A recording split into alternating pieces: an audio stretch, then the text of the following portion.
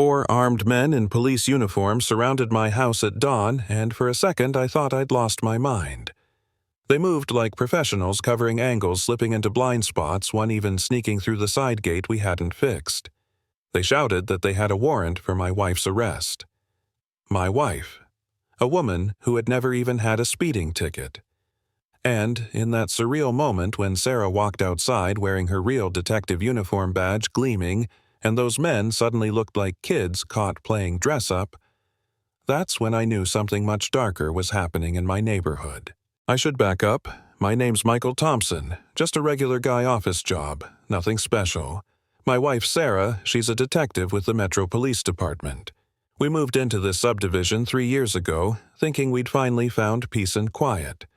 The lawns were neat, the neighbors waved politely, and the biggest nuisance was Karen Wells, the vice president of our HOA. She was the type who baked cookies for every new resident, but also somehow knew everyone's business. At first, it just felt like she was too friendly, too helpful, always showing up with a clipboard and advice nobody asked for. I laughed it off until the morning the fake cops showed up. The warrant they waved looked perfect at first glance, seals, signatures, official language. But one detail broke the illusion. It listed Jefferson County when we lived in Madison County. No real cop would make that mistake. No real cop would know which of our cameras didn't record or that the side gate lock was broken. I realized someone had been watching us for weeks, maybe months. When Sarah stepped out in her actual uniform, everything flipped. The men who'd been so confident just seconds before turned pale. She questioned them like she would a rookie suspect badge numbers department codes supervising officers. They stammered, couldn't answer, and when she called dispatch over her radio, their entire performance collapsed. Real backup showed up minutes later, hauling them off in cuffs. That should have been the end of it. But I felt more uneasy than ever. How did they know so much about us who wanted to target my wife of all people?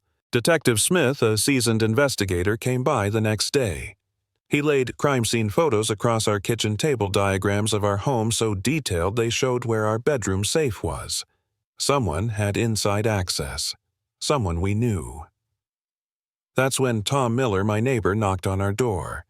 Tom's a retired engineer, sharp as a tack, the kind of guy who notices details.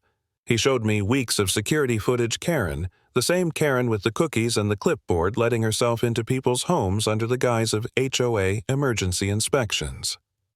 At first, Tom thought it was legitimate, but after the fake police incident, he realized she'd been snooping. I wanted to laugh it off, tell myself it was impossible, but the truth was clawing its way in. Karen had been in our home. She'd been in everyone's home. Still, Smith told us we needed more evidence before making accusations. That night, I sat at the kitchen table staring at the files and footage, feeling completely helpless.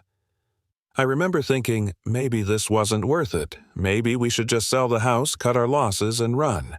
For a moment, I even wondered if I was the crazy one seeing patterns that weren't there. Then Karen herself came by with a fresh batch of chocolate chip cookies.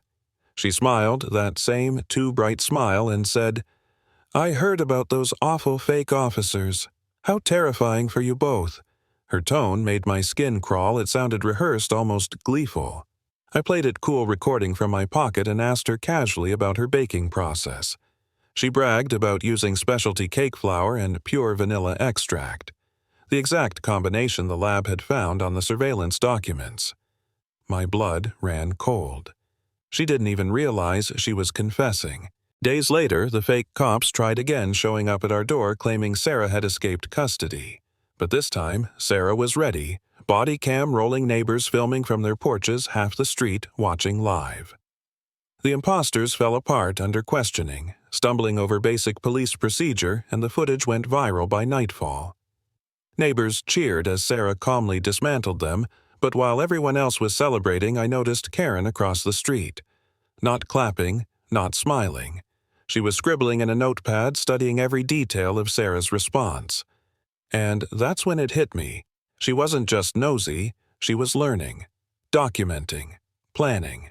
Tom kept digging, and what he uncovered was worse than anything I imagined. Karen wasn't just invading homes for fun. She was feeding information to Riverside Development Group, a real estate company planning to demolish our neighborhood and build luxury condos. The surveillance, the harassment, even the fake police, it was all designed to push families into selling their homes below market value. Karen earned commission on every house she could sabotage. She turned our community into her personal hunting ground. Detective Smith got a warrant to search her house, and what they found was chilling.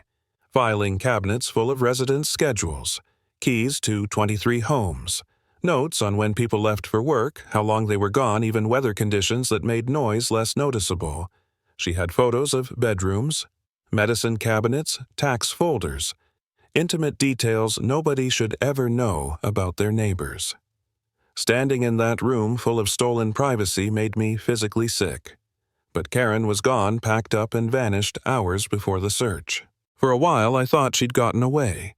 Then, one Friday night, she showed up on our doorstep looking wild hair, messy clothes, wrinkled eyes burning. She shouted through the door, "You've destroyed everything I built. We need to fix this before it gets out of control." Sarah hit record on her phone while I dialed Detective Smith. Karen ranted about how she'd improved the neighborhood by removing problem families and raising property values. It was delusion plain and simple. She really believed terrorizing people was community service. Tom walked over from his house calm as ever and told her flat out, "Karen, you terrorized 47 families to line your pockets. That's not community development. That's organized crime." Karen snapped, screaming that we were too stupid to understand real estate optimization. She bragged about 2 years of profiling families, coordinating with developers, building the perfect plan. And she did all of it right there on my porch in full view of witnesses while my wife recorded every word. Smith arrived with backup before she could bolt. He stepped forward, voice steady, and said, "Karen Wells, you're under arrest for real estate fraud, criminal harassment, and conspiracy across 3 communities." Watching him put the cuffs on her was like exhaling for the first time in weeks. Karen tried one last desperate bluff, yelling that Riverside had contracts in other neighborhoods, that she was just one piece of a larger machine. Maybe she was right. Maybe this was bigger than we knew. But in that moment on that porch, her reign of fake authority was over.